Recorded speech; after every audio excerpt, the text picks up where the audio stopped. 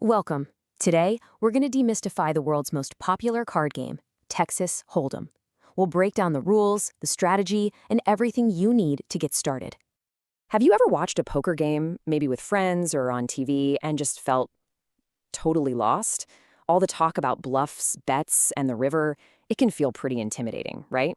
Well, trust me, you're not alone, and it's way easier to learn than you might think. So stick with me, and by the end of this, you'll have a solid foundation to really get the game. You might even feel confident enough to sit down and play your first hand. All right, first things first. Before we get into all the nitty-gritty, we have to talk about the most fundamental question.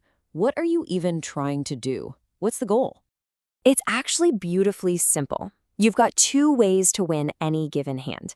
Path number one, you just have the best cards, period. But path number two is where it gets fun.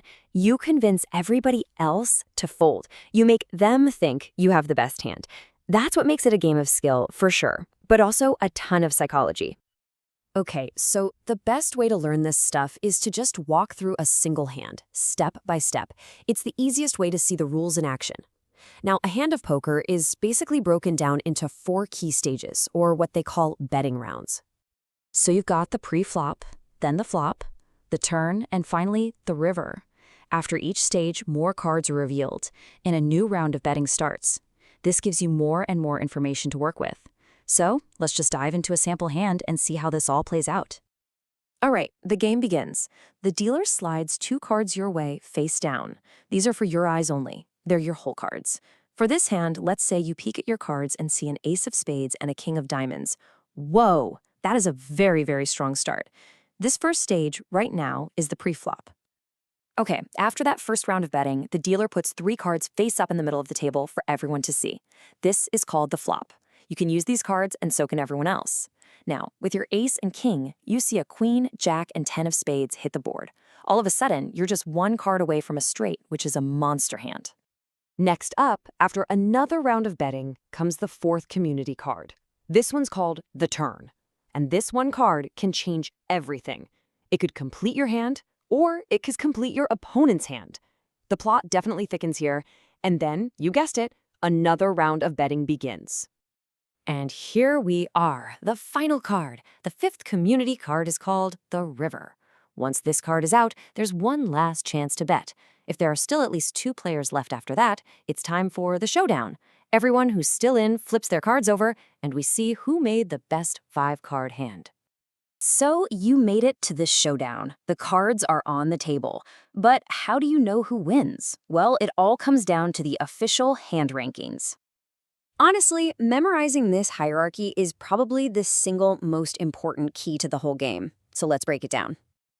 Okay, this table is everything. At the very top, the absolute holy grail is the royal flush. It's unbeatable. An ace, king, queen, jack, 10, all in the same suit. Right below that is a straight flush. Then you work your way down through 4 of a kind, a full house, a regular flush, and a street. Below those, you get the more common hands, 3 of a kind, 2 pair, and 1 pair. And if nobody has even a pair, the winner is just the person with the single highest card. This ladder is the law of the land. Knowing the hand rankings is crucial, but it's only half the battle. Poker isn't just a game of cards, it's a game of betting. Your real power comes from the actions you take with your chips. So when it's your turn to act, you basically have 3 core choices. You can fold, that just means you give up on the hand. You can call, which means you match whatever the highest bet is. Or you can raise, where you not only match the bet, but you increase it, forcing everyone else to pay more to stay in. These actions are the building blocks of all poker strategy. So this leads to the million-dollar question, right?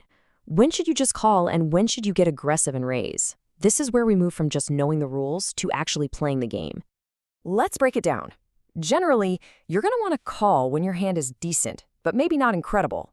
You want to see the next card without risking a ton of chips. It's a more cautious move. Now you raise for 2 main reasons, and they're kind of opposites. Reason 1, you have an amazing hand, a monster, and you want to build up the pot. Reason 2, you're bluffing. You want to project strength and force the players with weaker hands to just fold. Okay, so we've covered the rules and some basic strategy. But let's zoom out. You always hear that phrase, right? Poker is a metaphor for life. But is that comparison actually accurate? The source material for this explainer has a really fascinating take on this. So yeah, let's ask it point blank. Does this popular metaphor really hold up? Is life just a big, high-stakes game of Texas Hold'em? Well, the argument against it goes like this. In poker, the rules are set in stone. A royal flush always beats everything. But in life, powerful people and institutions can literally change the rules of the game while it's being played. The system isn't fixed at all. So, what's the real takeaway? Poker is a masterclass in managing risk and uncertainty, but it does so within a closed system with fixed rules. You can't change the odds. Life, on the other hand, is an open system.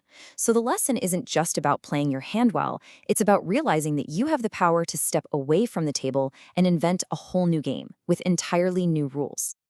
And that kind of leaves us with a final thought.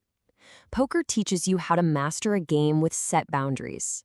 But in the bigger game of life, where you can actually influence the rules themselves, it makes you wonder, which game are you choosing to play? And maybe more importantly, why?